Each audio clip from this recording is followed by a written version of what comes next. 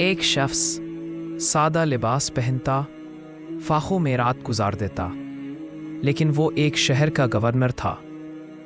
ہاں، اسلامی خلافت کا گورنر۔ یہ کہانی ہے حضرت عمر بن خطاب رضی اللہ عنہ کے دور کے ایک عظیم گورنر کی، حضرت سعید بن عامر رضی اللہ عنہ۔ آئیے اس شخص کی زندگی کی جھلک دیکھتے ہیں جو اقتدار کے باوجود سادہ، نرم دل اور اللہ سے ڈرنے والا تھا۔ حضرت سعید بن عامر رضی اللہ عنہ ایک قریشی خاندان سے تعلق رکھتے تھے۔ اسلام سے پہلے مشرک تھے۔ انہوں نے حضرت خبیب بن عدی رضی اللہ عنہ کی شہادت کا منظر دیکھا۔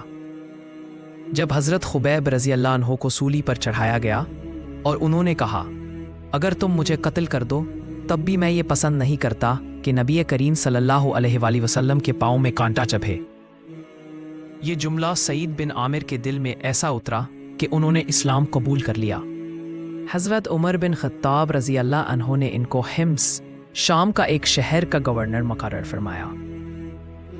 جب وہ وہاں پہنچے، لوگوں نے دیکھا کہ ان کے کپڑوں پر پیوند تھے، ان کے گھر میں کچھ نہ تھا۔ حضرت عمر رضی اللہ عنہ نے ایک بار اہل حمص سے فرمایا، اپنے گورنر کی شکایت کرو اگر کوئی ہے۔ لوگوں نے 4 شکایتیں کی۔ 1، وہ صبح دیر سے آتے ہیں۔ 2، شام کو جلدی چلے جاتے ہیں۔ 3، ہفتے میں 1 دن باہر نہیں آتے۔ 4، بعض اوقات بے ہوش ہو جاتے ہیں۔ حضرت سعید بن عامر رضی اللہ عنہ کے جوابات نے سب کو رلا دیا۔ صبح دیر سے آتا ہوں کیونکہ میرے پاس کوئی خادم نہیں، گھر کے کام خود کرتا ہوں، کپڑے دھوتا ہوں۔ شام کو جلدی جاتا ہوں کیونکہ میری بیوی بیمار ہے، اس کی خدمت کرتا ہوں۔ ہفتے میں 1 دن گھر رہتا ہوں کیونکہ میرے پاس صرف 1 جوڑا ہے، اسے دھوتا اور سکھاتا ہوں۔ بے ہوش اس وقت ہوتا ہوں جب مجھے حضرت خبیب بن عدی کی شہادت یاد آتی ہے، جنہیں میرے سامنے قتل کیا گیا اور میں کچھ نہ کر سکا۔